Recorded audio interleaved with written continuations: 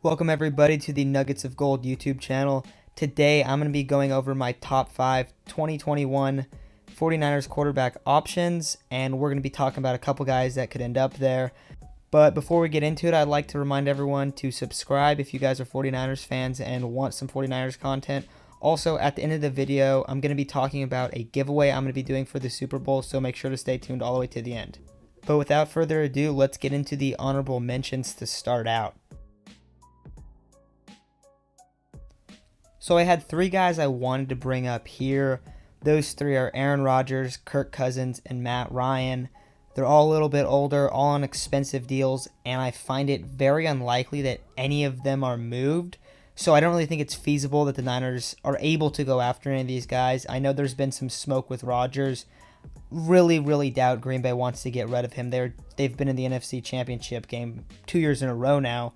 Also, Kirk Cousins owed a lot of money. That offense was really good in Minnesota last year, so I don't think they make a move there.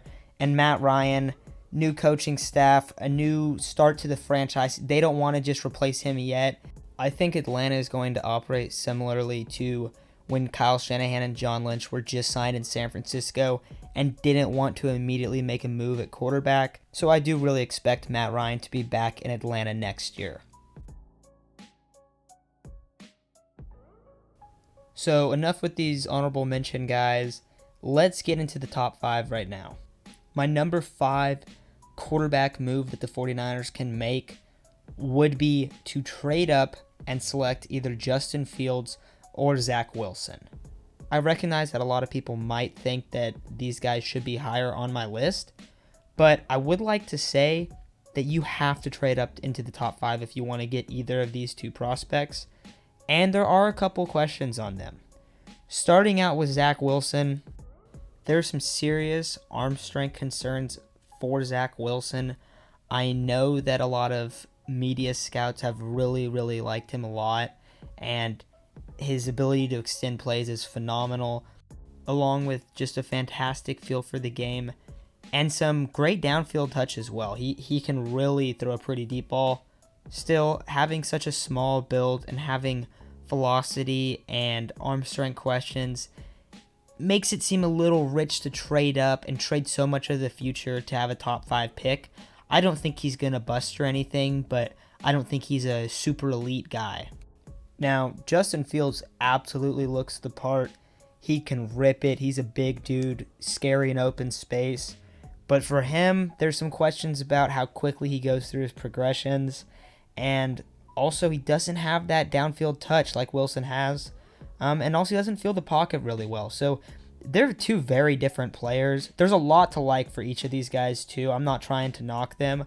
I just think taking one of these guys in the top 5 when you have to trade up is a little rich.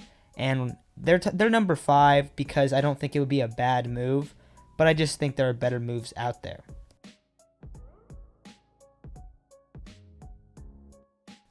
Then at number 4, I have the 49ers running it back with Jimmy G, but getting a better quarterback, whether that be a veteran guy they sign in free agency, or it be a guy that they draft in the middle or late round, such as a Kellen Mond, Kyle Trask, Jamie Newsome, Sam Ehlinger. And then at backup quarterback, they could get a guy like Jameis Winston. I want everybody to look at me. I'm going to pass it to corner after I say one thing. Let's go. That's a W. That's E1. That's E1. That's a W. Ryan Fitzpatrick, Marcus Mariota. I will say I'm not a big fan of this move. And while I like Jimmy G a lot, he has not been on the field enough, and that has hurt the team quite a bit. Also, his motion has looked a lot different since his ACL injury, and he's honestly looked like a different player, especially outside the numbers, and especially his ability to extend plays. It just hasn't quite been there. If you look at a clip of him throwing in 2017, he drives the ball through with his front leg. And if you go into 2019 or 2020, he's hesitating on a lot of those throws. So I don't know if that's something that can be fixed. But if it's not, I don't know if he's ever going to be the guy that the 49ers really thought he could be. So this is another move that I'm not a huge fan of. But I think it's more of the safe option where drafting a guy early is a little bit more risky. And I really think you could either put this at 4 or you could put trading up for a Fields and Wilson at 4. I think it's really close. But let's move on to number 3. So at number 3, I have something that's probably not super likely, but I do think it is possible, and that is signing Dak Prescott. I think the biggest concern with Dak Prescott is his leg injury and how he'll recover from that. But everything I've heard sounds like he's going to be back to 100% before next year begins. So if he's healthy and the 49ers just want to sign a guy and not trade anything, not take a risk with a draft pick, and they don't want to have Jimmy G back, and Dak Prescott is truly available, I think you got to make this move. I know that he's going to demand a lot of money. I wouldn't expect that his contract demands have changed much, but him and the Cowboys were never able to reach a deal. So I don't know if the relationship is hurt there. I wouldn't really expect that to be the case. But if you're Dak Prescott and you have a chance to go play with Brandon Ayuk, Deebo Samuel, George Kittle, and you're going to have Kyle Shanahan as your offensive coach, I think that's worth it. So for Dak's side, I think it makes sense. For the Niners side, you're upgrading at quarterback. So I do like this move a lot. Then at number 2, a guy I like a ton, Trey Lance. Draft Trey Lance with either the 12th pick or trade a round 3 or round 4 pick to move, up to 10 or 9 or something like that to make sure you get him. But selecting Trey Lance is a move that I absolutely love. I think he is a great player. I feel like most people have them on their quarterback board at 4 and feel like he's quite a bit lower than Justin Fields and Zach Wilson. I don't think that's the case. I think all 3 of those guys are really close. The big issue with Trey Lance is going to be that he played for North Dakota State. So he's not playing against great competition, but he's dominating in those games. And one of the big things that seems to somehow get lost is that he threw 0 interceptions in 2019. Lance often gets labeled as a project quarterback, but he might be one of the safer players in this class. I know that playing against a lower competition always brings some controversy because he's beaten up against guys that aren't very good, but he has the traits. He is fantastic in the pocket. He feels the pocket so well and is a really, really good play extender. Also, they use him in their zone read so much, and he just bulldozes through people. So you have a guy like him who can really change the way that the 49ers run the football in a good way, because obviously that's one of their biggest strengths under Kyle. But they can do a lot more unique stuff with him back there, and he has a fantastic arm as well. He can throw it to anywhere on the field.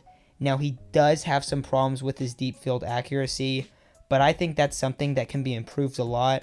Look at Josh Allen. Look how much better he's gotten down the field. But this guy can make any single throw. He can throw it outside the numbers. He can throw it in the middle of the field. He can extend plays. He can really do it all, and I think he is one of the most underappreciated quarterbacks heading into the 2021 NFL Draft. Finally, at number 1, I think everyone should be on the same page on this one. Trading for Deshaun Watson. Watson has always been one of my favorite players in the NFL. Loved watching him at Clemson. Beat Bama in the national championship. Then somehow gets picked after Mitchell Trubisky, even though they played in the same conference. That one will always just confuse me. I don't know why that was the case. But man, Watson in a Kyle Shanahan offense, wearing number 4 for the 49ers, that is what I want to see. I know it's going to cost a hefty price tag, and I don't think Nick Bosa or Fred Warner would be included in this deal. I think that it's much more likely that the 49ers would honestly trade 3 first-round picks and 2 day 2 picks before they had to create a deal that included either Nick Bosa or Fred Warner. But this is the move that you really got to try to make if you're the Niners. That would be such an upgrade at the quarterback position. You'd have a guy that I think is a top 5 quarterback in the NFL right now at 25 years old, and he can make this offense one of the very best in football today. And I honestly think they would have the chance to build an offense that could be one of the best offenses of all time in the NFL. So trading for Watson or acquiring Trey Lance would be the 2 things I want to happen most.